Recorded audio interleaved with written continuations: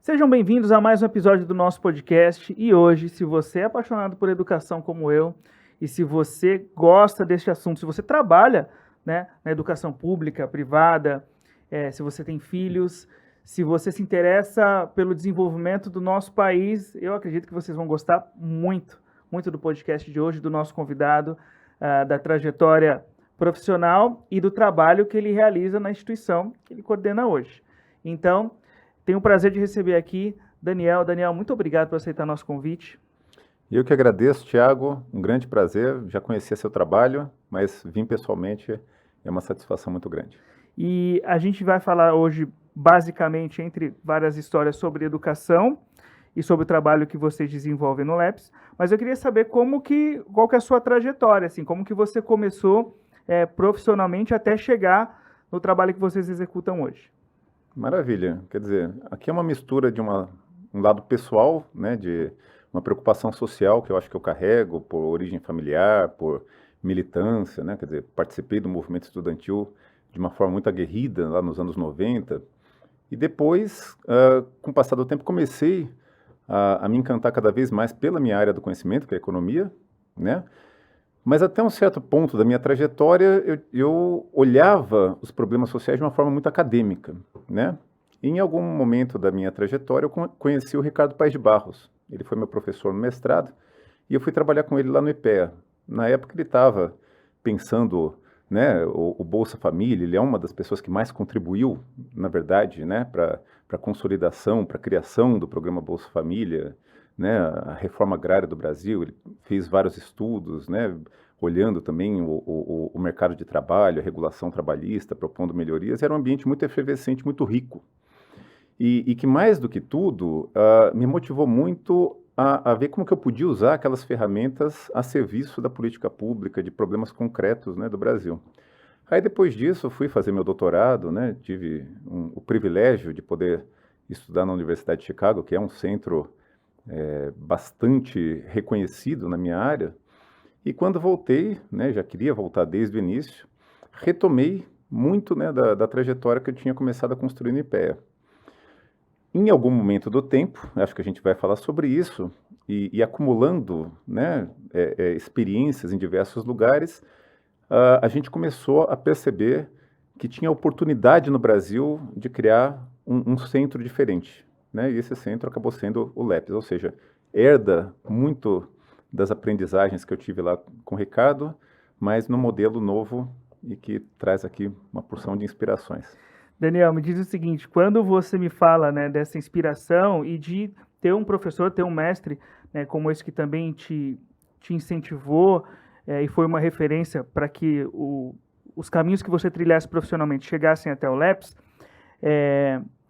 eu acredito que esse olhar mais humano para a sociedade ou para os problemas e pensar em buscar soluções e se posicionar e buscar conhecimento, né, e compartilhar conhecimento para que essas situações se resolvam, eu imagino que dentro da sua trajetória essa inspiração não veio só da área profissional acadêmica.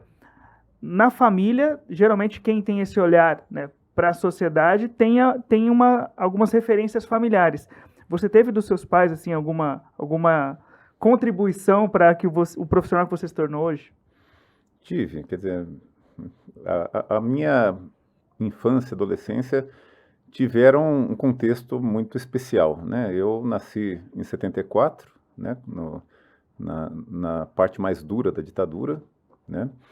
E logo cedo fui matriculado numa escola que era voltada para filhos de perseguidos políticos, como era a situação do meu pai, especialmente, que tinha sido preso, né?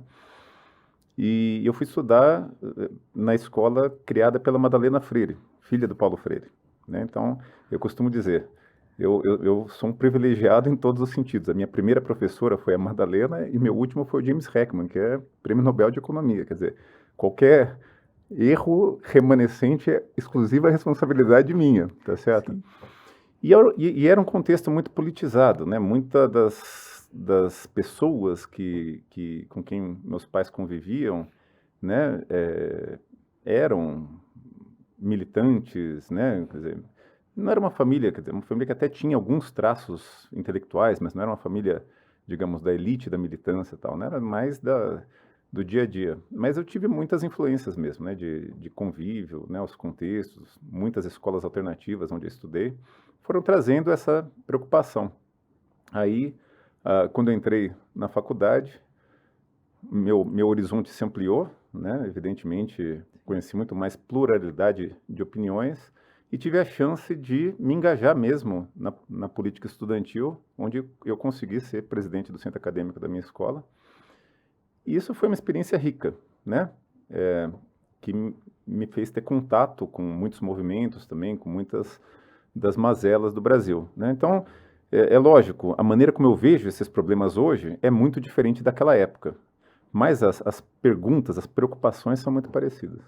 Antes da gente entrar, inclusive, em como esse seu retorno de Chicago e o surgimento do LAPS, você citou uma coisa que me interessa muito, que é o olhar para as situações com paixão. E essa paixão, ela pode te trazer um posicionamento radical, ou a paixão pode fazer com que você invista seu tempo, seus recursos e busque pessoas para encontrar soluções. Foi mais ou menos por aí que surgiu o LAPS? É por essa paixão? Então, isso aconteceu antes, né? Isso foi o que me fez levar a sério a economia, porque assim, eu fui um mau aluno na maior parte da minha graduação. Não era muito engajado com o curso. Eu gostava da política estudantil e eu olhava esses problemas muito mais com esse olhar da militância mesmo, né? De querer ir para a rua, gritar e tudo. Em algum momento, né? Aí tem uma história que eu não sei se a gente vai ter tempo aqui de explorar. Devemos contar todas as histórias aqui. Minha percepção sobre os mesmos problemas mudou muito, né? E eu comecei a sentir a necessidade de ter ferramentas para realmente ser propositivo e conseguir endereçar. É lógico que na ingenuidade de alguém que estava terminando a graduação ainda, né? Mas teve essa virada de chave em alguma situação da minha vida. É interessante como provavelmente a maturidade traz isso, né?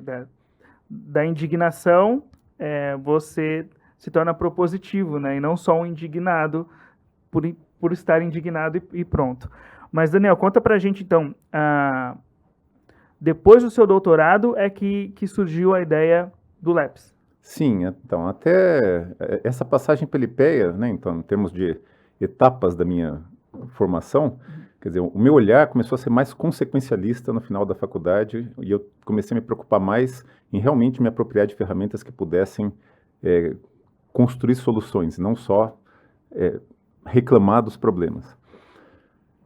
O contato com o Ricardo foi precioso para eu mobilizar ferramentas, né, os cursos acadêmicos, né, eles te entopem de muitos modelos, muitas técnicas, e você não sabe direito como é que você usa aquilo. Então, ele teve esse papel na minha vida de mostrar como aquilo podia ser de fato usado.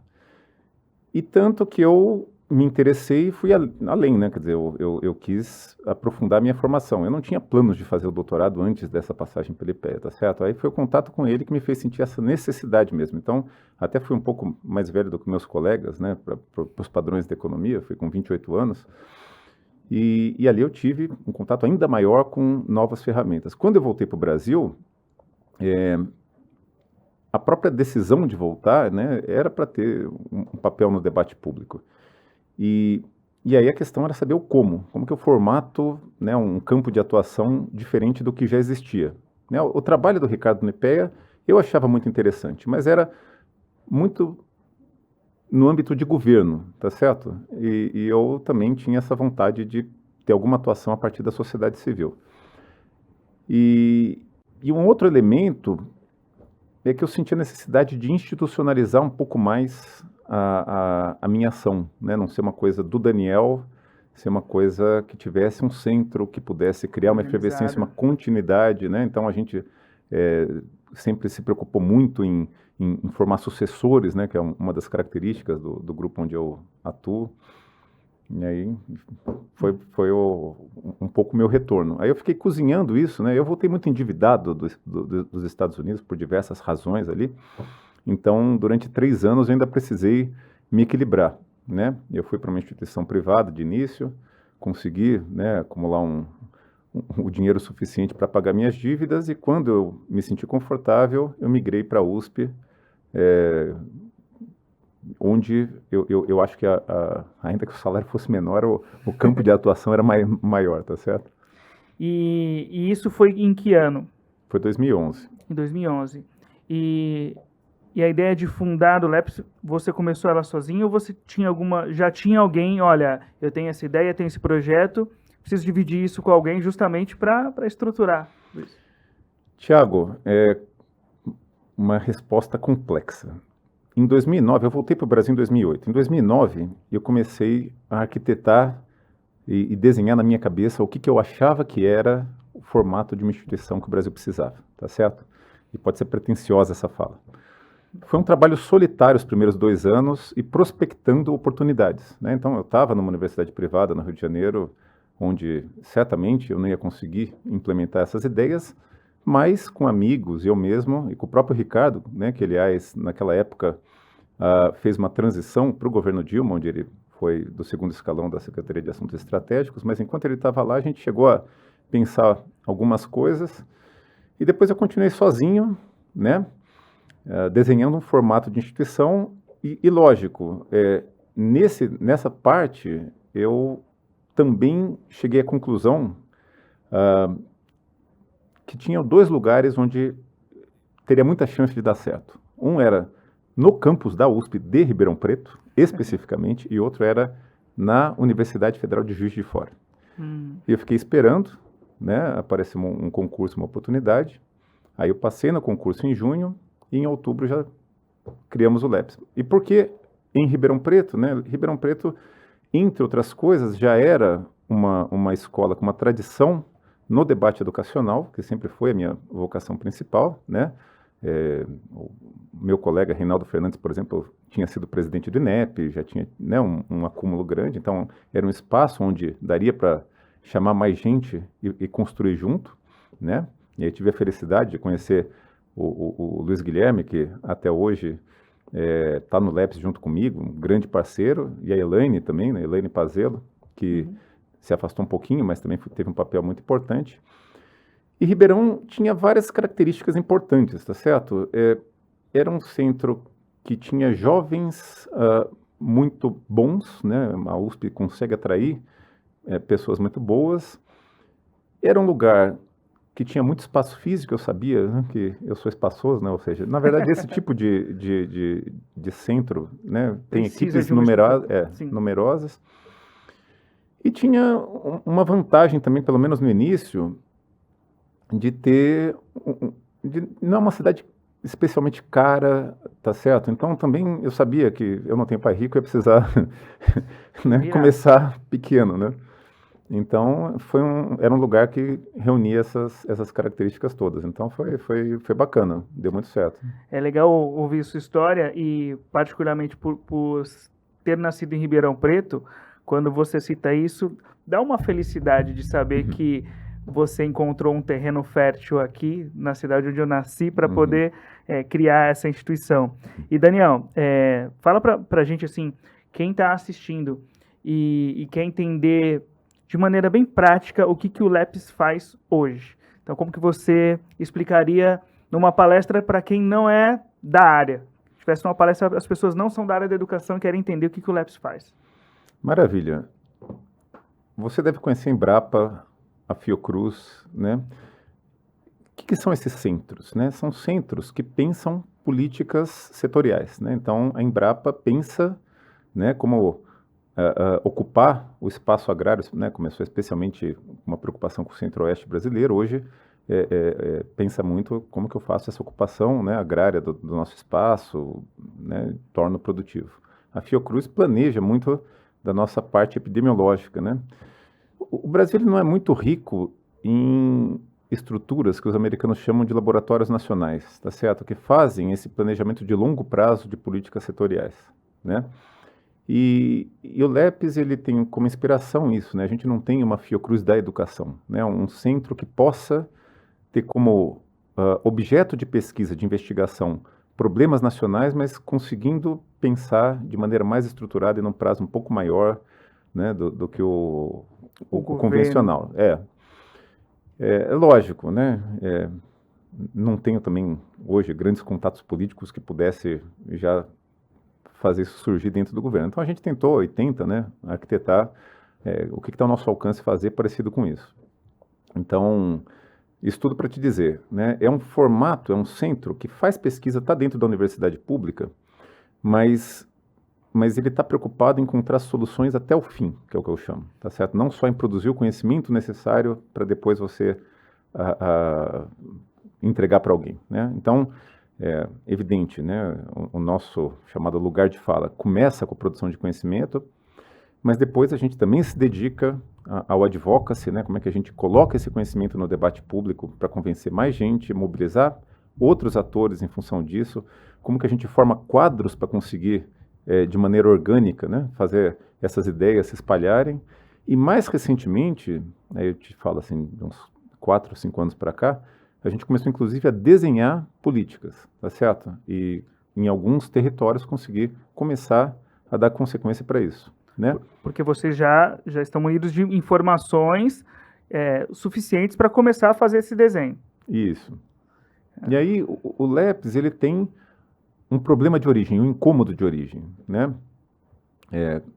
Então o LEPS surge em 2011, e o que tinha acontecido na educação, especialmente no período imediatamente anterior? Desde a Constituição de 88, e aí tem que se fazer a justiça ao Brasil, o esforço fiscal, o gasto com educação vem crescendo de maneira muito importante, né? A gente não chegou onde a gente queria, então também é justo dizer que ainda falta dinheiro para a educação, mas comparado ao que era, o crescimento é vertiginoso. Até a virada dos 2000, a gente conseguiu ampliar o acesso de uma forma magnífica. O Brasil tem a maior inclusão que se tem notícia no mundo, né? A gente terminou a ditadura com aproximadamente 1/3 dos brasileiros com expectativa educacional de 0 anos de estudo, eles nunca iam passar do portão, e a gente termina 2010 com praticamente 100% dos brasileiros na escola até os 14 anos. Isso me arrepia. Só que, a partir de um certo momento, a gente esperava, né, o gasto continuando a crescer, que os indicadores qualitativos começassem a melhorar, né? Até então, a gente falava, esse dinheiro está indo para a inclusão, lógico, é cidadania na veia, então precisava ter isso primeiro. Mas depois começou a ver, não, tem alguma coisa esquisita, porque a gente já incluiu, o dinheiro continua aumentando, e aí a gente...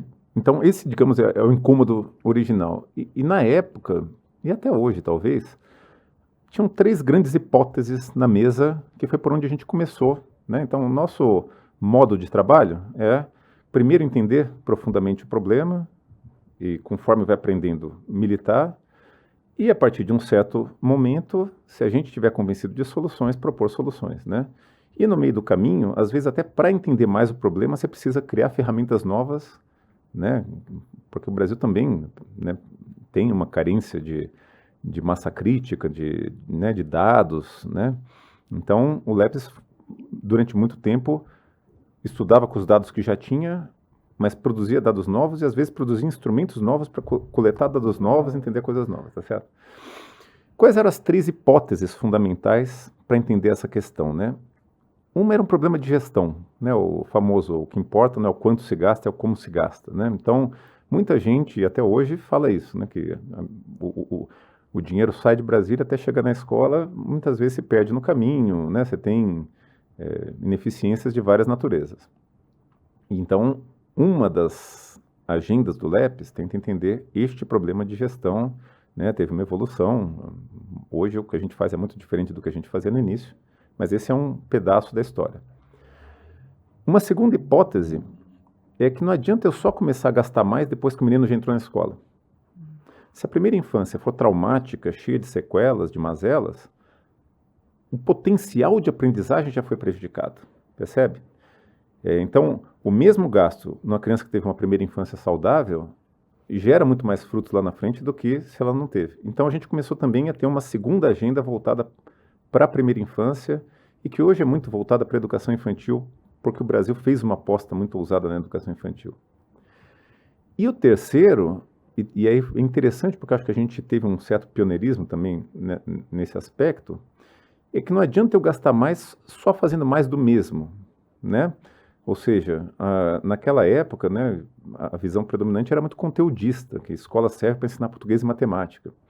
Então, se eu tiver que gastar mais, eu vou gastar só fazendo mais disso, ou eu vou olhar o mundo contemporâneo e vou perceber que a escola está sendo convidada a ocupar novos espaços, né? Por exemplo, uma das agendas que nós fomos pioneiros foi na do desenvolvimento socioemocional no contexto escolar. Ou seja, né, antigamente as pessoas falavam assim, inclusive eu ouvi de muitas diretoras, não, a gente sabe, a escola ensina, mas quem educa é a família. Quem nunca ouviu essa frase, né? Pois é, Mas não é bem assim, né? não é bem assim. E a gente começou a entender que os desafios do mundo atual tanto pressionam as famílias para outros lugares, né, que as fazem ter menos tempo para dedicar para os filhos, quanto o próprio fato do mundo ter mudado tanto torna nas famílias o sentimento de que, pô, como é que eu vou preparar meu filho para viver um mundo que eu mesmo não vivi?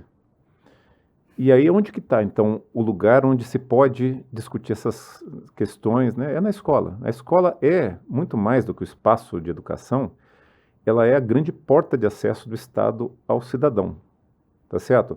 O indivíduo, ele busca o sistema de saúde quando ele está doente, busca assistência social quando alguma coisa deu ruim na família dele. Agora, na escola, ele está todos os dias, uma fração enorme do dia, então ele é porta de acesso para muitas das discussões de cidadania, né, porta de entrada para outras políticas, tudo isso. E a gente começou a ter essa visão, né? Então tinha uma terceira, digamos, frente no LEPS, que era o desenvolvimento integral na escola, tá certo? Começou com a questão socioemocional, hoje a gente tem uma visão um pouco mais ampla do fenômeno. E depois disso, né, curioso, porque o movimento que acontece, né, o LEPS nasceu em 2011, até hoje, acompanha um pouco, né, não é que a gente foi um pouco visionário talvez, é porque as mudanças, né, a Base Nacional Comum Curricular, as discussões contemporâneas, em grande medida, vão nessa direção, né, da escola em tempo integral, promovendo educação integral, né, tudo isso. Então, é interessante, assim, acho que...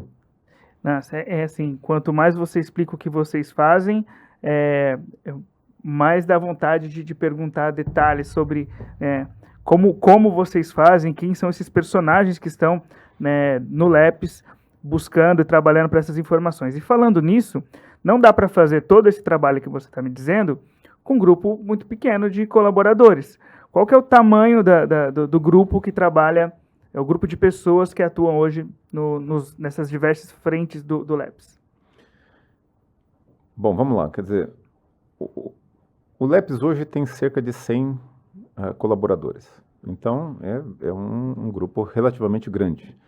Poderia trabalhar com menos pessoas? Poderia, né? Qual foi a escolha que a gente fez? A gente se preocupa muito, como eu falei para você, com a continuidade, né, com criar sucessores, com capilaridade também, conseguir estar em muitos territórios. Então, hoje, por exemplo, a gente colabora com cerca de 50 municípios e 17, 18 redes estaduais de ensino. Então, a gente tem uma abrangência relativamente grande, né? E em cada território tem pessoas nossas que entram em contato direto, né, com os nossos parceiros, com as redes de ensino, com os estudantes. Então, essa é uma das coisas, né? A gente fez uma escolha pela capilaridade e pela juventude também, né? Então, evidente que como a gente trabalha com pessoas que estão em formação, muitas vezes, grande parte do tempo delas no LEPS é aprendendo, não é necessariamente produzindo. Então, foi uma escolha, tá certo? Mas ainda assim, problemas dessa natureza, que são essencialmente interdisciplinares, ninguém sabe sozinho resolver. Se fosse fácil, já teria feito, tá certo? Então, a gente precisou internalizar muito do conhecimento da pedagogia, muito do conhecimento da psicologia, né? E depois surgiu o seguinte, conforme a gente foi formando teses, se convencendo de algumas explicações e sentindo a necessidade de compartilhar isso com a sociedade, aí a gente começou a entrar em outras áreas também, né? Então, hoje a gente tem uma área de comunicação um pouco mais consolidada, que inclusive produz um material audiovisual de primeira qualidade, né? Com o passar do tempo, a gente precisou ter parceiros da área de desenvolvimento e tecnologia, produção de software, né? Porque também algumas das soluções e das dificuldades que a gente tinha requeriam isso. Então foi crescendo, né? E essa estrutura organizacional, e você me disse assim, como vocês estão em várias cidades e em outros estados, hoje vocês têm uma unidade, uma base aqui em Ribeirão Preto, mas em outros lugares do país também. Sim, hoje o LEPS tem 4 escritórios, né? 2 em Ribeirão Preto e 2 no Ceará. Um na cidade de Sobral e um em Fortaleza. A gente vai conversar sobre Sobral, depois que eu tenho curiosidade sobre isso. Uhum. Mas, Daniel, você me explicando esse trabalho e o tamanho dessa estrutura, a primeira coisa que vem na minha cabeça, eu acredito também em quem está assistindo, é tudo isso carece de recursos para que seja mantido, para que o trabalho seja contínuo. Onde o LEPS busca o financiamento desse trabalho? Como que é pago? Como que vocês conseguem manter o trabalho que vocês desenvolvem e as pessoas que estão desenvolvendo esse trabalho? É uma estrutura muito descentralizada, né? Então, quer dizer, lá no começo a gente contava muito com a FAPESP, com o CNPq, com as agências de fomento e já no início muito com o terceiro setor. O Brasil tem uma filantropia relativamente generosa para a área da educação, tá? A gente foi crescendo e precisou, né, e também de início tinha todo um arranjo com as fundações de apoio da universidade para conseguir viabilizar o nosso desenho. Conforme foi crescendo, o LEPS também transbordou os muros da USP, né? Então, lá no Ceará, que eu já falei um pouco, a gente tem uma parceria muito importante com a Universidade Federal do Ceará, né? Então, a fundação deles lá também ajuda a viabilizar, né, o arranjo do LEPS. E a gente tem também pesquisadores mais sêniores que são capazes de captar os seus recursos, tocam, né? Eu, hoje, sei um pouquinho do que está acontecendo em todas as áreas do LEPS, mas já não sei tudo, né? Então, ele é muito mais uma rede, né? É um trabalho em rede e que conta muito com essa filantropia. De uns tempos para cá, quando a gente começou a desenhar soluções mesmo, né? Eu falei que a gente começou a desenhar política, a gente começou também a firmar parcerias diretas com o setor público, né? Então, alguns municípios, o próprio MEC, tem projetos conosco, e isso é outra fonte que surgiu mais recentemente e tem uma porção de desafios também, né? E falando em desafios, Daniel, uma coisa que eu imagino que seja um dos desafios é que quando vocês elaboram essas teses e chegam em conclusões de soluções mais efetivas, como fazer esse gerenciamento de forma descolado de algumas ideologias, né? Que sejam soluções que não estejam à mercê dessas ideologias. Esse também é um dos desafios de vocês? Essa foi uma das razões, lá atrás, quando eu falei que 2 lugares onde o LEPS poderia surgir seriam aqui em Juiz de Fora, ambos espaços públicos, universidades públicas, né? Então, a primeira coisa é isso, né? Eu não falei disso, mas é verdade. Houve convites para criar um centro como esse no setor privado, né? Mas ali eu ia ter que gastar 90% do meu tempo convencendo os outros de que eu não estava defendendo ideias de terceiros, tá certo? Aqui eu tenho, nesse sentido, a universidade protege, né? Assim, a nossa honestidade intelectual, tá certo? Então, essa é uma coisa. Desde o início também, a gente toma algumas precauções, né? Nenhum apoiador pode ter mais do que 1/3 do nosso portfólio, justamente porque a gente precisa se reservar o direito de, caso haja uma discordância, né? Nunca aconteceu, mas assim, caso houvesse uma situação em que houvesse uma divergência de propósito, tudo, a gente pudesse abrir mão dessa parceria sem fechar as portas, né? Então a gente tomou algumas precauções. A outra é muito por convicção, né? Os fundadores do LEPS e muito das pessoas que vieram também são adeptas do discurso de que a gente tem que fazer a política pública e formar nossas teses baseado na evidência, né? Eu mesmo tinha opiniões a priori sobre vários dos problemas que a gente trabalha, muito diferente das que eu tenho hoje, foram os dados ou as discussões, não necessariamente dados quantitativos, às vezes dados qualitativos, mas que me fizeram ir mudando de opinião sobre coisas. Então, ou seja, o LEPS é um espaço onde a gente precisa se sentir confortável para mudar de opinião, tá certo? Essa é uma das premissas mesmo. E eu imagino que uma outra, essa é uma premissa que te deixa confortável e feliz e satisfeito, imagino, mas uma outra coisa que também deve te gerar mais ou menos esse sentimento, pelo que você me explicou, eu queria que você falasse um pouco mais sobre isso, é que vocês estão atuando na área de educação, buscando melhoras qualitativas no desenvolvimento de pessoas, mas eu vejo uma coerência muito linda, porque vocês trabalham isso internamente também, né? No desenvolvimento das pessoas que estão com vocês. Porque, como você mesmo disse, você não monta a sua equipe apenas com pessoas que já estão é, doutorandos, mestrandos, mas vocês ensinam as pessoas ali. As pessoas estão em processo de aprendizagem internamente no LEPS. Isso também é uma satisfação e estava dentro dos planos. Tava, e aí é uma mistura de duas coisas. Uma é uma convicção de que a gente precisa formar quadros, porque o Brasil carece de quadros, né? E qualificar o debate. O debate educacional é muito ideologizado, muito, né, então a gente precisava trazer um pouco esse aspecto, né? E polarizou ainda mais no período recente. Então, isso sim era uma preocupação. O outro é um pouco uma necessidade organizacional.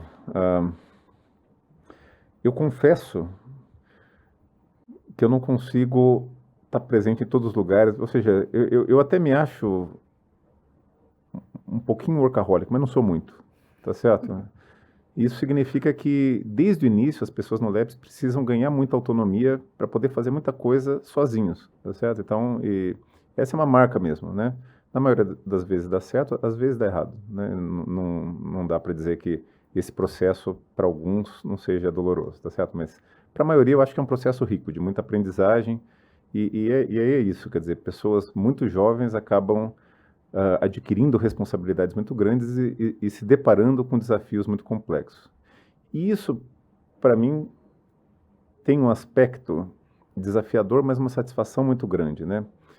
Por exemplo, meus colegas na universidade muitas vezes falam, nossa, as gerações mais recentes não são como as antigas, né? Pessoal desmotivado, meio melancólico.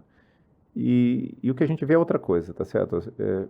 Você dá um desafio potente, né? E que a pessoa vê que tem consequência na vida dos outros, né? Quer dizer, mesmo tendo menos repertório, porque estão em fase de aprendizagem, abraçam, né, alguns desses projetos com uma convicção que outros não abraçariam. Então, isso, na maioria das vezes, compensa, né? E a gente tem tido resultados muito positivos com isso. E assim, sendo um pouco mais efetivo assim e querendo entender melhor objetivamente o que vocês fazem,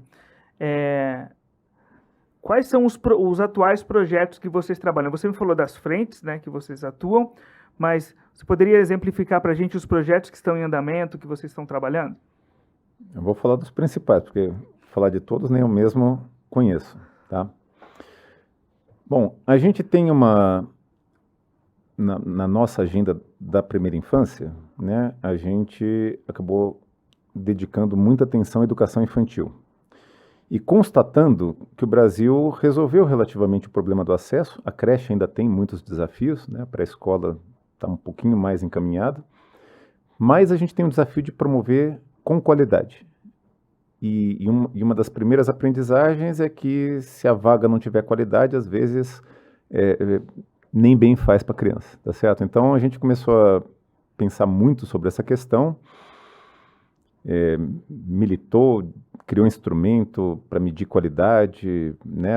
Lá em 2022 a gente fez, junto com a Fundação Maria Cecília Vidigal, o primeiro estudo nacional de qualidade da educação infantil, fez uma divulgação ampla, e isso inspirou muitas das discussões que hoje estão em curso. Então, por exemplo, junto com o MEC, e aí capitaneado pela nossa equipe de Fortaleza, da Universidade Federal do Ceará, a gente está ajudando a construir um documento de parâmetros nacionais de qualidade da educação infantil, Uau. que inclusive, Tiago, está em consulta pública, tá? Depois, se a gente tiver a oportunidade, podia passar o endereço do website, tá? Mas para a sociedade civil realmente se apropriar do documento, criticar, comentar, sugerir, e vai ficar até o dia 20 de fevereiro para essas contribuições, antes de voltar para uma revisão e posteriormente ir para o Conselho Nacional de Educação e posterior homologação pelo ministro. Tá? Então essa discussão de qualidade nos é muito cara. Também nessa linha, a gente está, juntamente com a Secretaria Estadual de Educação do Ceará, construindo o primeiro sistema estadual de monitoramento da qualidade da educação infantil. Tá certo? E por quê? Porque o Ceará, ele traz uma tradição que, infelizmente, não é tão comum no Brasil, da colaboração do Estado com municípios. Os municípios nem sempre têm estrutura, dinheiro para coletar informações preciosas para formular suas políticas públicas. E lá o Estado vai assumir essa responsabilidade e, a partir, né, dos diagnósticos, orientar as soluções. Então, a gente também tem essa outra frente. Também na educação infantil, a gente hoje tem 2 municípios, que é Patos, na Paraíba, e Barretos, aqui em São Paulo, onde a gente tem feito muitas intervenções, especialmente na área de diagnóstico e construção de planos de ação, né, no nível do planejamento municipal, e da organização da estrutura formativa, primeiro de professores. Esse ano nós vamos avançar com diretores e coordenadores pedagógicos. Então, criando materiais, estratégias formativas, mas sempre visando também que o município consiga fazer sozinho, quer dizer, não crie dependência de nenhum ator externo. Então, esses são os principais frentes na área da educação infantil. Né? Aliás, tem uma quarta que a gente criou junto com o Instituto Ânima, uma pós-graduação para professores da educação infantil, lato sensu, e o município de Itapevi está sendo o pioneiro, né, nessa experiência, mas a ideia depois também é ampliar o acesso. Depois, na frente de desenvolvimento integral, a gente tem uma parceria com o MEC, né? Então, no ano passado, para contextualizar, no ano retrasado, a gente se deu conta de que o segundo segmento do ensino fundamental, ou seja, do 6º ao 9º ano, tem uma situação meio urgente, né? Quer dizer, por diversos ângulos, é um segmento que hoje acumula vários gargalos, né, no processo educacional brasileiro. E a gente produziu um documentário, o Esquecidos, né? Aliás, outra produção que merece um www, esse eu sei de cabeça, esquecidos.com. E esse documentário repercutiu, abriu várias portas, e o MEC nos procurou para participar de um esforço de construção de uma política nacional para os anos finais. Então, nós temos uma equipe também que... perdão. Desculpa. Então, nós temos um esforço também, quer dizer, uma das nossas equipes está hoje junto com o MEC, produzindo materiais e pensando, né, colaborando, é um grupo enorme, né, não é só o LEPS, mas com a construção dessa política para os anos finais do ensino fundamental. Também voltado para esse público adolescente, e já desde aí de uns 3 ou 4 anos, mais um pouco, desde 2018, nós temos percebido o seguinte, né, aquilo que eu chamo de o maior problema educacional para o qual a gente ainda não tem uma política estruturada, que é o da saúde mental. Né? Então, não foi completamente intencional, mas a gente começou a fazer estudos, né? A gente faz muita coleta primária de dados e com uma abrangência relativamente grande, e por sugestão de diretores, né, em conversas meio que informais, né, se queixando muito do problema da autolesão, né, do problema do bullying, entre outros. Então a gente começou a colocar perguntas de início, né, e viu que o problema é muito maior do que se pensa, né? Então, só para você ter uma ideia, nossos estudos sugerem que 1 de cada 4 meninas, aos 13 anos de idade, já teve ideação de se cortar. E 1 de cada 5 já o fez. Ou seja, a gente tem uma incidência de automutilação relativamente grande. Acontece também com os meninos, é um problema predominantemente feminino. O bullying, né, é o contrário, né? Ele também cresceu, é muito prevalente. Esse é algo, né, especialmente quando vai para agressão física, muito masculino também. E começou a ver que esse problema não pode ser negligenciado, tá certo? Ele é grande, ele é agudo e ele tem consequências muito dolorosas, né?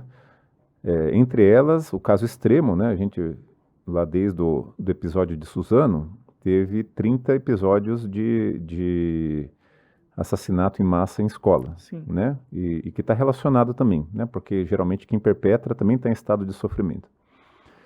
E aí a gente começou a criar um programa, o Eu Posso Te Ouvir, justamente para endereçar, né, os conflitos e melhorar as relações humanas dentro do contexto escolar. Esse programa hoje já está em 6 municípios, né? Tá em 5, mas está indo para o 6º, né? Já tem 56 escolas envolvidas e teve resultados muito promissores. Inclusive, em uma das escolas, houve um episódio que, de fato, o menino entrou armado e, graças a uma das pessoas da equipe escolar que tinha passado pelo nosso treinamento, houve essa situação dela conseguir convencer o menino a entregar a arma e talvez tenha prevenido uma situação mais dramática, né? Então essa é uma iniciativa bem importante, né? Hoje conta com o apoio da B3, da B3 Social, né? A gente apresentou para a Unicef, que se encantou pela ideia, então é outra iniciativa importante. Numa outra frente, a gente tem pensado muito sobre a questão da formação continuada dos professores, né? E o que acontece? Bom, não é de hoje que a gente ouve queixas a respeito da formação inicial dos professores, né? Em parte porque talvez algumas das nossas faculdades de pedagogia não tenham atualizado seus currículos, mas especialmente porque para conseguir aumentar tanto o acesso, incorporar, né, crescer nessa velocidade tão rápida o acesso na nossa rede, a gente precisou contar muito com o ensino à distância, com formações mais precarizadas dos professores. Bom, diversos motivos. Fato é que quando chega na sala de aula, nem todos estão prontos para a tarefa, né? E aí a gente hoje também se preocupa tanto em construir programas de formação, quanto em criar ferramentas novas para que as redes percebam como está a formação dos seus professores, como está a formação continuada dos professores e como está o progresso profissional, o desenvolvimento profissional deles, né? Então essa é outra frente que a gente tem gasto bastante tempo trabalhando. E finalmente, tenho que fazer justiça à nossa equipe de comunicação. Mais recentemente a gente começou a se dedicar muito a essas produções. Então falei aqui do documentário Esquecidos, e nós estamos com outros aqui no forno, né? Que muito em breve vocês vão ver, né? Um deles é uma série que a gente está construindo com grandes educadoras brasileiras, né? O primeiro episódio vai ser com a Clotilde Rossetti, que é uma pesquisadora que foi fundamental para a criação, né, da faculdade de filosofia, né, que é onde está a pedagogia aqui no nosso campus. E esse já está saindo do forno. E, enfim, outro documentário que nós estamos produzindo, outras séries. Então, essas são algumas das frentes que nós estamos gastando mais energia. Daniel, você falando de tudo que vocês fazem e dentro de todas essas explicações, uma coisa que me chama a atenção, é uma curiosidade, vocês estão entre as bases que vocês têm, estão aqui na USP em Ribeirão Preto. Nós estamos no estado de São Paulo, que notoriamente é um centro econômico, né, do nosso país. E se tratando da área que vocês atuam, que é a educação, né, as pesquisas na área da educação, os projetos na área educacional, quem não é da área, mas gosta um pouco do assunto, já ouviu falar de Sobral e já ouviu falar desses cases educacionais de um estado brasileiro, ou de um local, onde a gente não esperava que aquilo brotasse dali, né? Então, uma curiosidade que talvez você, com o seu conhecimento, as informações, seria legal sanar o porquê que existe esse fenômeno de uma educação onde parece que os profissionais são mais engajados. Aí eu não sei se existe um incentivo do Estado ou se realmente as pessoas ali são dessa forma. Por que nessa região a gente tem índices, né, interessantes e bem vistos na educação? Bom, quer dizer, o caso de Sobral é bem anterior ao LEPS, né? Ele começa ali na virada dos anos 2000 e junta uma série de circunstâncias favoráveis, né? Sobral, no final dos anos 1990, era um dos municípios que tinha os piores indicadores educacionais, então nem sempre foi assim. Na verdade, a parte de por que tanta gente foi para lá tentar ajudar é justamente porque era um dos 5 piores municípios entre aqueles de médio e grande porte em termos de indicadores educacionais. Então, Sobral se beneficiou de várias coisas, tá certo? Teve recursos, né? A filantropia, que eu falei para você que é relativamente generosa aqui no Brasil, dedicou muita atenção, muito recurso e muito apoio técnico a eles, mas especialmente teve uma virada de chave em termos políticos. E aqui eu não falo da macropolítica, né? O que houve foi um certo tipo de valorização da comunidade escolar, junto com uma responsabilização que deu muito resultado, né? Então, eu costumo dizer, a escola recebeu mais direitos e mais deveres, né? Teve mais recursos, teve premiações, né? Teve um pouco disso, mas teve um investimento muito grande em empoderar os diretores, empoderar os professores e organizar essa comunidade escolar, né? Então, por exemplo, se você for ver uma cerimônia de posse de professores que acabaram de passar no concurso lá em Sobral, vai o secretário de Educação, o prefeito, todo mundo ali, e a pessoa sai dali achando que ela está, né, incumbida de uma missão, né? Aí quando chega na escola, o diretor, a coordenação pedagógica da escola, não apenas tem muito mais bagagem, né, para conseguir orientar os profissionais, né, porque eles criaram sua própria escola de formação, né, várias outras estruturas importantes, como eles têm um acesso direto ao prefeito, né? Lá é uma parte da cultura local, é esse acesso mesmo, né? O diretor da escola é uma pessoa politicamente importante, né? Ele começou a ser nomeado por critérios técnicos e não políticos, né? Então você tem um processo seletivo e tudo isso acabou trazendo, né, muita credibilidade para a equipe gestora da escola para orientar os professores e também teve um esforço com a formação dos próprios professores, com metas muito claras, né, com um arranjo muito direcionado. Então, tudo isso acho que fez, quer dizer, mudou, o que eu costumo dizer assim, teve uma mudança no compromisso ético do professor, tá certo? Ele não está ali para cumprir uma ementa, a lição que alguém mandou ele cumprir. Ele está ali para ensinar. Se o menino com 9, 10 anos de idade não sabe ler, ele não consegue dormir, ele fica incomodado com isso. E parte, eu acho que do esforço foi conseguir produzir esse incômodo, né?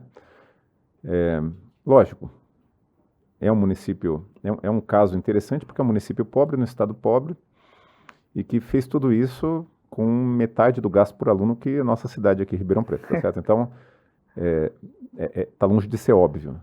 Mas não foi também sem alguns tropeços, então, né?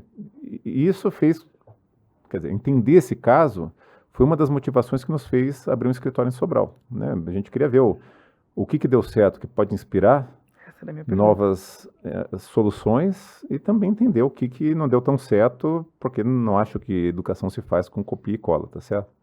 Agora, tem uma outra coisa que eu não falei até agora. O LEPES, ele tem essa visibilidade maior na área educacional, mas ele também tem uma agenda dedicada à segurança pública e à violência. Uau. E quando a gente tomou a decisão de abrir o escritório em Sobral, também foi porque Sobral, paradoxalmente, é um dos campeões da violência, né? Tem uma das maiores taxas de homicídio por 100 mil habitantes do Brasil.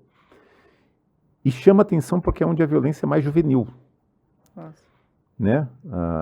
Quando a gente olha os dados, né, as pessoas envolvidas nos episódios, elas são mais jovens do que no restante do Brasil. Então, é lógico, o próprio paradoxo, né, como que um município que se destaca na área da educação positivamente, a gente sempre acha que educação ajuda a reduzir violência, tá certo? Lá buga um pouco a cabeça das pessoas. Mas também é um laboratório importante para a gente aprender mais sobre esse fenômeno, né?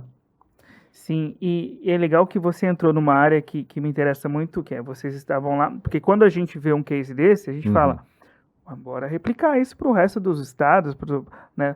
E eu queria entender, e você com certeza pode nos ajudar nisso, o Brasil, como você disse, essas receitas não funcionam com copia e cola, mas é pelo fato do Brasil ser muito diferente de acordo com as regiões, porque culturalmente a parte sul do país é diferente daqui da região sudeste, que é diferente da região norte e nordeste. E nem sempre a maneira de você motivar ou estruturar uma organização educacional, seja ela qual for lá, essa mesma metodologia talvez não faça sentido para as pessoas e para a cultura de outros estados. Porque senão seria muito fácil você pegar o que aconteceu lá e replicar. Acontece isso ou eu estou viajando aqui na minha teoria?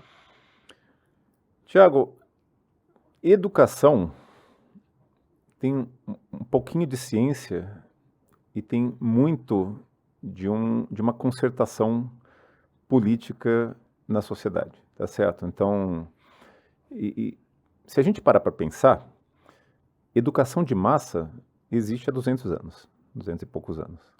Então, 99% da história da humanidade eram os pais que preparavam os filhos para a vida. Então, né, e isso nos diz o quê? Que em algum momento, em algum contexto social histórico, fez sentido o Estado se apropriar de parte dessa função. Logo, de berço, né, o propósito da educação, a finalidade e a efetividade depende muito do contexto social histórico e cultural. E esse é o primeiro ponto, né? Tem aspectos que a gente consegue cientificamente avaliar, verificar a efetividade e reproduzir, mas talvez a parte mais importante é adaptada ao contexto social e cultural, tá certo? E, inclusive, aquilo que eu falei, né? Quer dizer, como é que você faz para produzir brilho nos olhos das pessoas, responsabilização, a pessoa não conseguir dormir direito, se o jovem pela qual ela se responsabiliza não conseguiu se desenvolver, não conseguiu aprender, não é uma coisa que você produz com uma fórmula, tá certo? Isso aí depende de um arranjo político, né? De um né? Organizacional que varia de lugar para lugar. Algumas coisas, sim, são reproduzíveis, né? Tanto é que o caso de Sobral se espalhou para o Ceará, né? Você teve lá o programa de alfabetização na idade certa, o PAIC, que foi promovido, inclusive, né, quando a equipe que estava em Sobral depois ganhou as eleições para o governo do estado e também conseguiu reproduzir parte do modelo, e que foi efetivo, né? O estado do Ceará como um todo tem bons indicadores. Mas também é verdade que nenhum outro município do próprio Ceará tem indicadores como os de Sobral, tá certo? Então, assim, tem aprendizagens que a gente consegue ter. E uma outra coisa muito importante, aliás, isso é super importante. Essas aprendizagens que são reproduzíveis, majoritariamente acontecem, e não por acaso, no primeiro ciclo do ensino fundamental. E por quê? Porque no mundo a gente tem muito mais conhecimento e é muito mais parecido entre culturas os passos iniciais, ou seja, você aprender a ler, escrever, matemática, tudo isso. Quando chega na juventude, na adolescência, que você está construindo a sua identidade, aí as especificidades culturais começam a ter um espaço cada vez maior na própria rotina da escola. E aí mesmo o Ceará já tem mais dificuldade de apresentar resultados tão visíveis quanto do primeiro ao quinto ano, né? E para isso, aí acho que a gente precisava mesmo de ainda mais estudo, né? E vontade política. Daniel, é interessantíssimo. E aí, trilhando por esse caminho ainda, né, que você está explicando, me vem uma outra curiosidade, que é, no meio da nossa conversa, a gente acabou dizendo aquela frase que os pais diziam, né, o que o professor, o que as pessoas diziam, que os pais, na escola se ensina, mas quem educa são os pais, a educação vem de casa e tudo mais. E dentro desse universo, e dentro do seu conhecimento, qual seria o papel mesmo da escola? Como que a gente definiria? Qual que é a função da escola? Ela muda. Então, a resposta que a gente consegue elaborar, para mim, ela é sempre contextualizada historicamente em um ponto no tempo, né? Hoje, a escola tem ocupado e está sendo convidada a ocupar um papel cada vez maior, né? Como eu falei para você, as famílias estão se envolvendo relativamente menos, e não é culpabilizá-las, né? O mundo está mais desafiador. O mundo está cada vez mais complexo e também, mesmo que as famílias quisessem, né, a capacidade de ajuda é menor. E sintomas do que eu estou te falando, a gente consegue ver, né? Pegar aí nos últimos 30, 40 anos, os currículos foram sendo inchados. E por quê? Porque até então a nossa estratégia para lidar com a complexidade do mundo é, pô, cada vez que eu acho que tem mais uma coisa importante na vida das pessoas, deixa eu pendurar no currículo. Hoje, para você ter uma ideia, uma rede estadual típica tem cerca de 13 disciplinas e que tinham que caber em 4 horas e meia de aula por dia, 5 dias por semana. E não cabe, né? E num processo também conteudista, onde o professor fala, o aluno escuta, e cobrança de prova, que é ansiogênico, né? Então, o que eu acho que a escola hoje está sendo convidada a ocupar, né? Primeiro, a gente precisa resolver esse problema. E aí, ideias como escola em tempo integral, ou seja, já que não está cabendo em 4 horas e meia, vamos ver se cabe em mais tempo, eu acho meio ingênuo, porque em alguns anos, se a gente reproduzir essa forma de ampliar o escopo da escola, a gente vai estar falando de começar a aula de madrugada, tá certo? Então, não acho... o que foi a proposta do novo ensino médio? Pô, já que eu não consigo dizer o que cortar, deixa eu dividir com o jovem a responsabilidade por isso. Então, ele escolhe um itinerário que ele quer seguir. Esse é outro jeito. Teve essa resistência da sociedade. Agora está no Congresso para discutir de novo.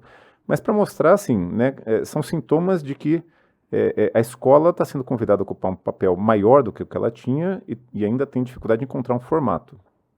Agora, prevalecendo esse formato de ensino em tempo integral, é justo dizer que em breve uma criança, um jovem, vai passar pelo menos metade do tempo desperto naquele contexto.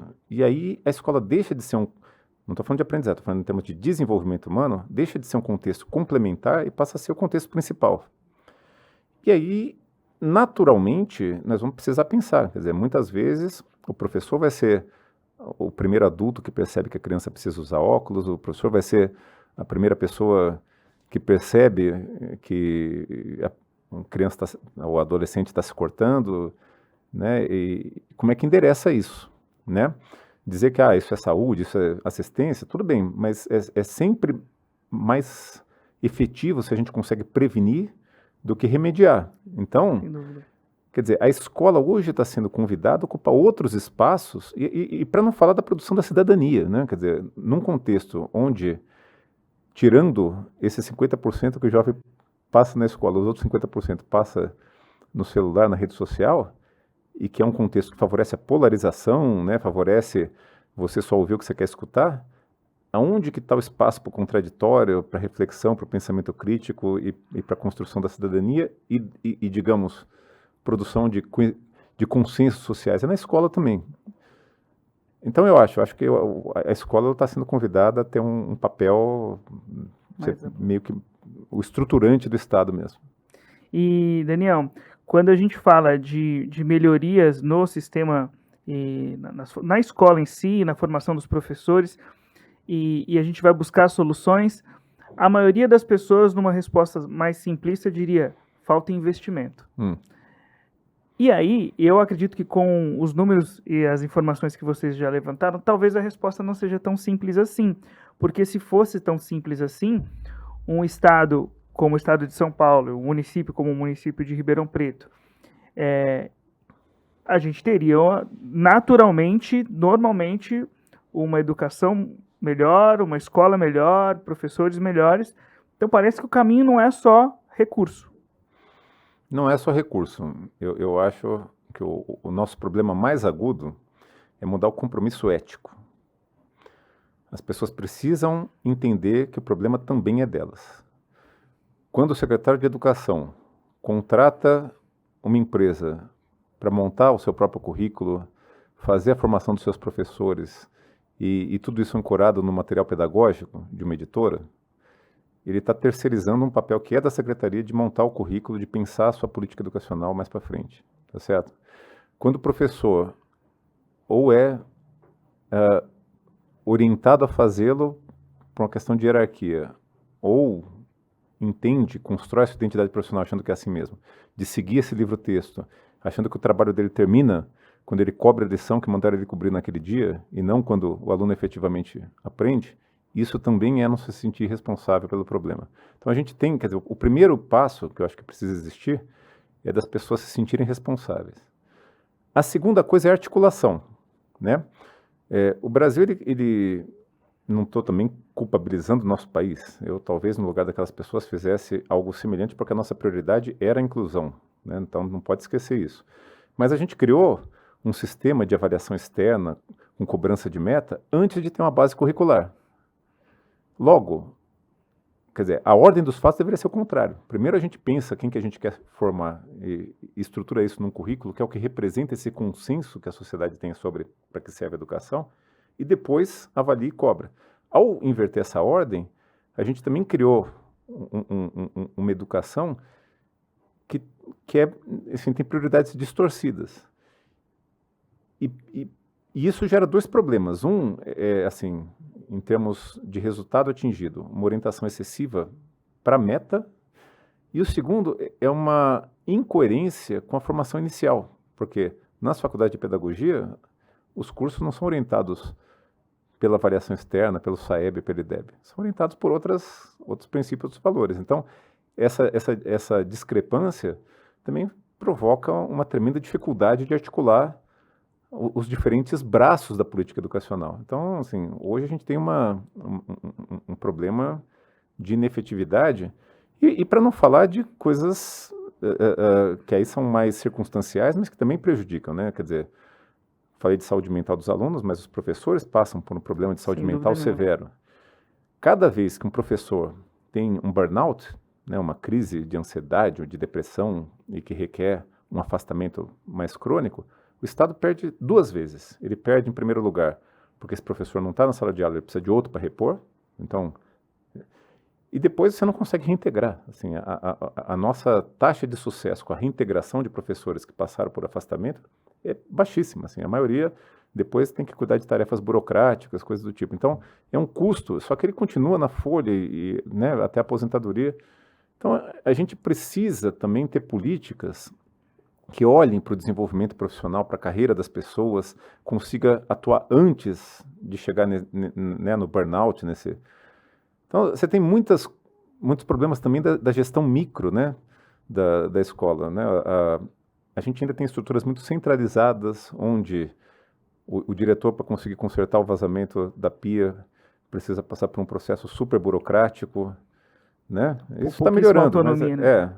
Então tem uma série ainda de processos de gestão, de organização dos recursos humanos, né? Em que acho que podem ser aprimorados e que provocam inefetividade. Você só gastar mais, mas gastar mal nem sempre dá resultado. Né? A gente tem uma noção de que quando você está, se qualquer um de nós estivéssemos do outro lado, né, no poder público, a gente precisa, olha, eu tenho que fazer ações. E eu não posso resolver tudo de uma vez. Eu preciso começar por algum lugar. E você me disse que um passo que a gente avançou bem foi na inclusão, no acesso. O próximo passo seria um olhar mais atento para essa primeira infância, ou teriam outros lugares que a gente precisa... Se a gente tivesse que começar agora, por onde a gente deveria começar com as informações que vocês têm hoje? Qual seria o melhor caminho? Bom, quando você tem muita coisa por fazer, é sempre perigoso dizer que uma vem antes da outra, tá certo? Sim, sim. Eu vou responder de um jeito um pouco diferente, porque eu acho que a gente precisa atuar em mais de uma frente se tivesse que fazer. Agora, o que eu acho que é mais urgente é fortalecer a escola.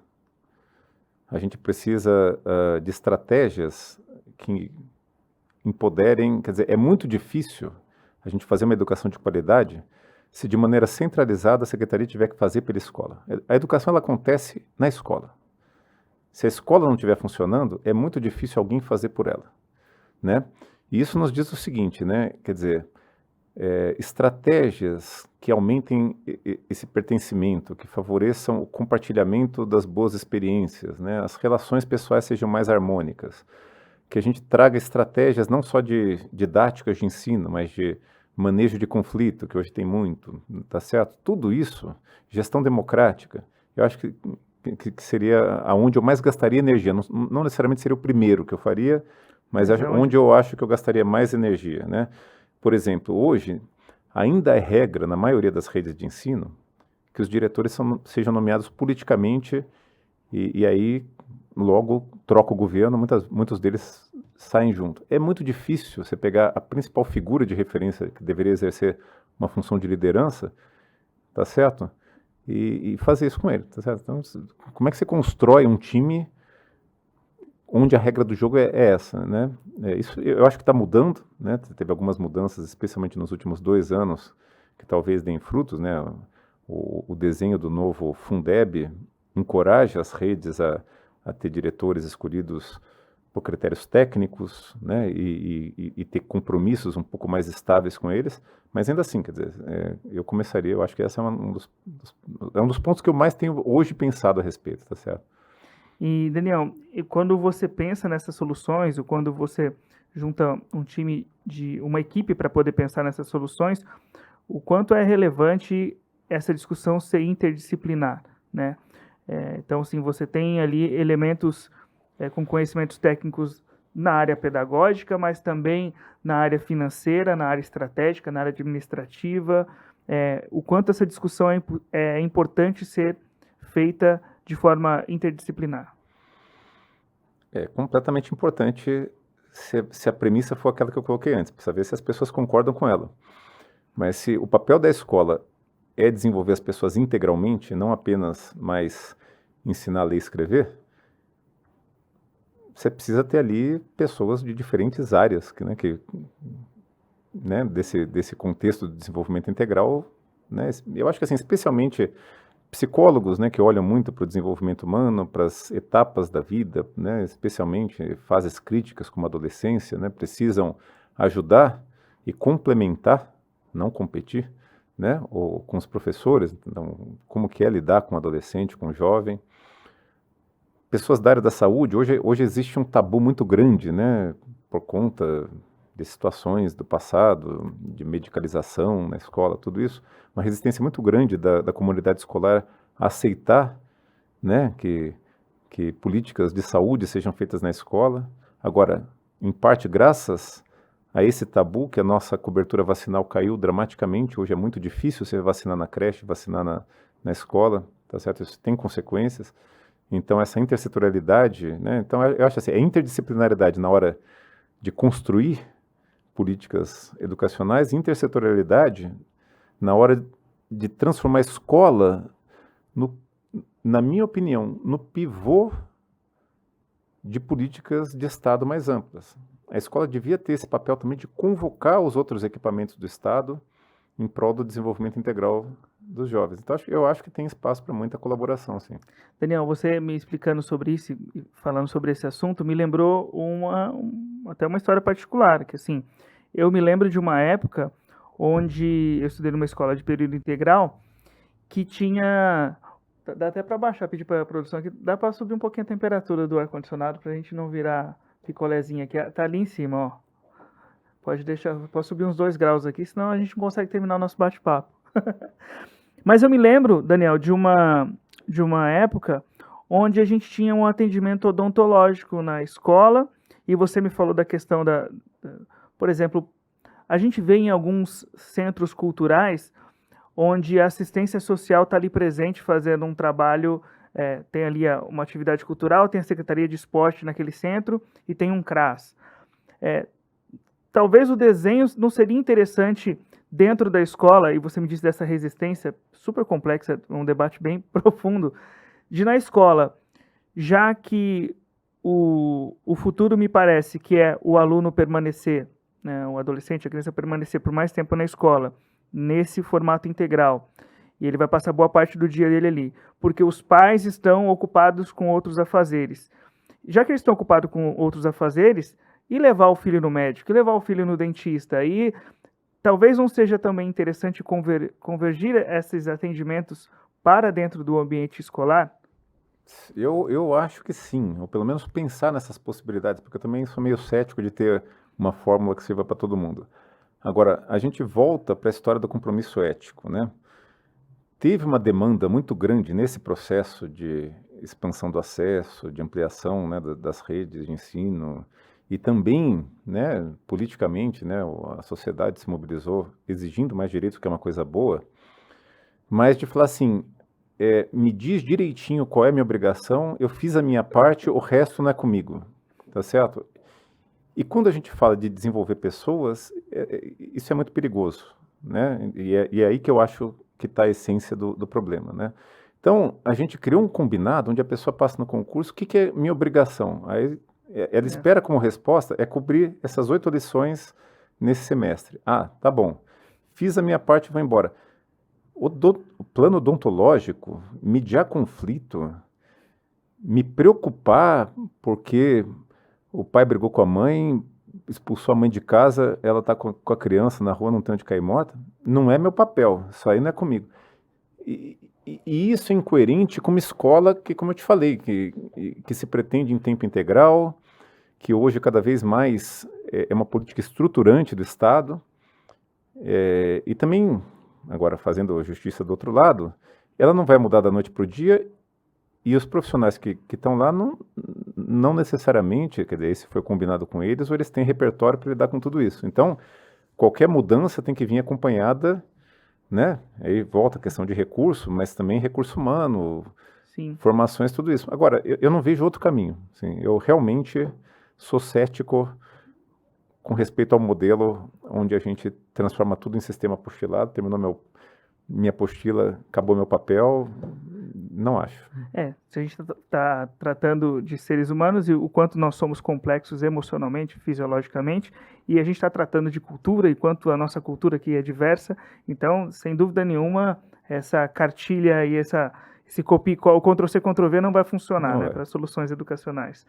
Mas, pensando no futuro do nosso país, já que a gente falou do belíssimo trabalho que vocês realizam aqui, a gente olha às vezes para a Europa, para a Finlândia, sim, para lugares que têm talvez uma educação invejável, mas assim, eu já vi várias discussões dizendo, olha, mas esse país tem tanto tempo de democracia, tem tanto tempo de educação, mas com o trabalho que vocês realizam hoje, de levantamento de dados, de proposição de resultados ou de propostas de soluções, né, para os problemas, o que a gente pode buscar para a gente ter uma solução melhor de educação no nosso país e como que o LEPS tem contribuído e busca contribuir para um futuro que espero que não seja tão longe, de um sistema educacional, de uma educação melhor no nosso país?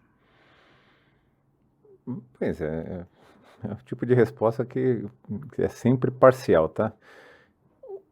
Assim, o que a gente hoje tem investido mais? Em entender processos escolares mesmo, como eu te falei, né? Tanto como que a gente organiza a escola do muro para dentro, para ela ser saudável, ser um ambiente motivante, com pertencimento, com desenvolvimento profissional das pessoas, e como que a gente cria ferramentas para que isso possa ser acompanhado e que isso produza informação para poder ser melhorado, né? Então, a gente tem, quer dizer, um esforço muito grande, o que a gente chama de processos educacionais, tá certo? O Brasil ele tem essa tradição de olhar ou só o resultado, e aí transforma tudo em IDEB, ou olha só as condições de oferta, os insumos. O diploma, se o professor tem diploma de pedagogia, se não tem, se o prédio está pintado, satisfaz os parâmetros lá da defesa civil, esse tipo de coisa.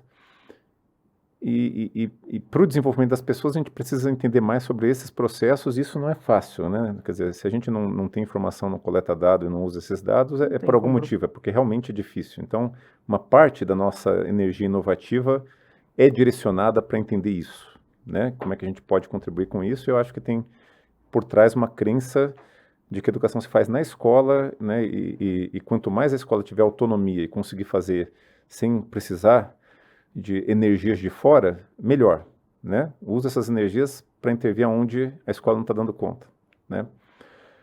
Nós temos no Brasil um desafio enorme com a desigualdade. A gente já está acostumado a olhar isso lá na população adulta, né? O Brasil é campeão da desigualdade de renda. A gente ouve falar disso há muito tempo. O Brasil também é campeão, ou um dos, eu não sei se é o campeão, mas um destaque negativo em desigualdade de gênero, em desigualdade racial, uma porção de outras desigualdades.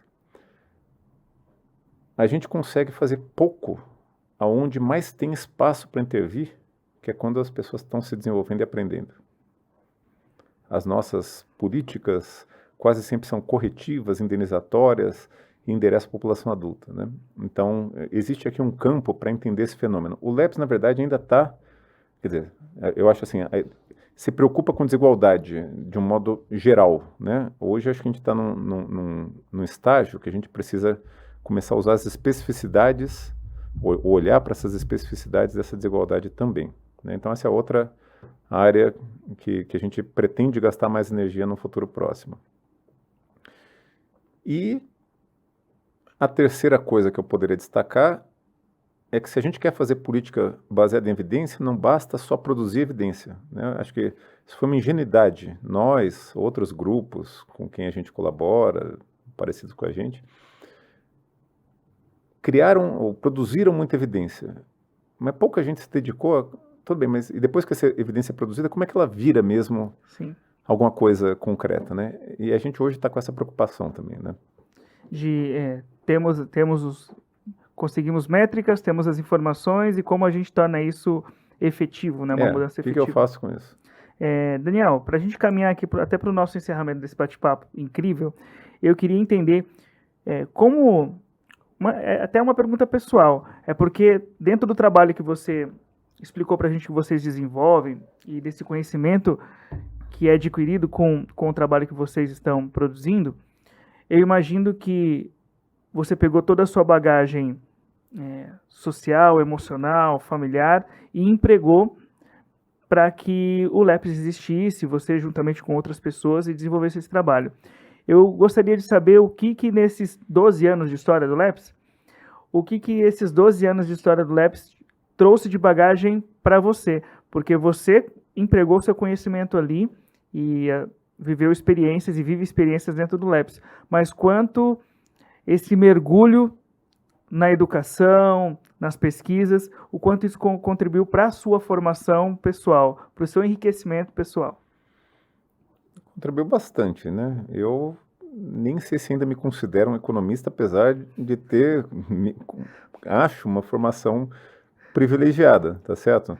Tive oportunidades, né? Estudei em lugares muito conceituados, mas o mundo e esses problemas me forçaram, me induziram a, de maneira autodidata, ter que aprender muito sobre outras áreas, sobre educação, sobre pedagogia, sobre psicologia, e isso foi uma coisa muito rica, porque eu acho que, do ponto de vista de quem, agora tentando aqui trazer um lado mais de cientista social, é muito mais rico quando você tem uma pergunta e um problema, porque aí todo dia você está querendo aprender mais sobre aquilo, e quando ele é baseado num problema concreto, raramente a resposta está num único livro, numa única literatura, né? E me condicionar e me aculturar a desenvolver esse outro processo de aprendizagem tem sido uma coisa muito rica, para não dizer o contato mesmo com pessoas de outras áreas, de outras idades, né?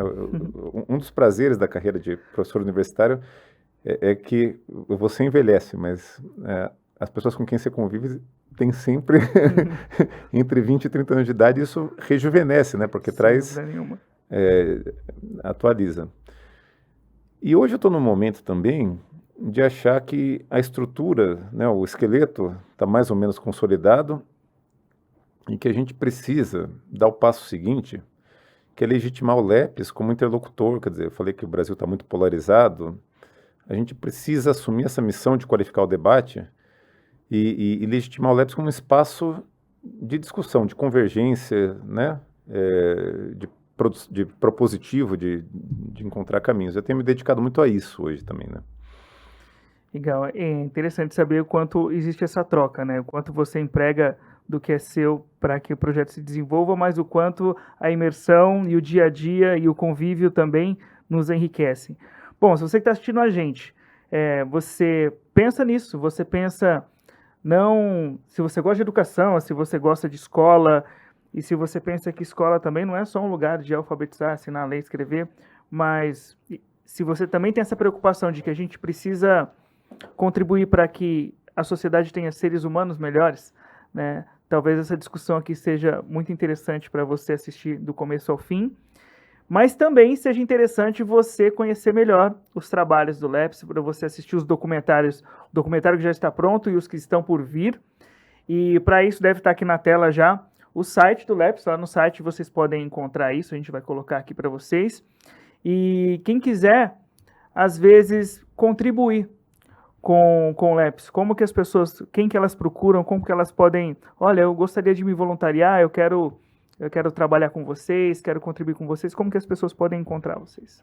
Então, No nosso site tem lá o e-mail, contatolepes@gmail.com, esse é uma forma, e esse é comentários gerais, e, enfim, nas nossas mídias tem também os contatos de nós todos, querendo propor parcerias, querendo encontrar oportunidades no Lepes, né? Então, também com frequência, a gente tem vagas para oportunidades em projetos, né, que acontecem aqui no Ceará e em outros lugares do Brasil. Então, acho que o melhor caminho é esse, né?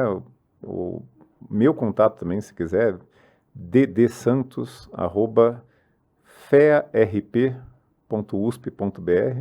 Também fico feliz cada vez que recebo um e-mail. É meu e-mail pessoal, mas também com frequência por onde as pessoas me acham. Enfim, são caminhos possíveis.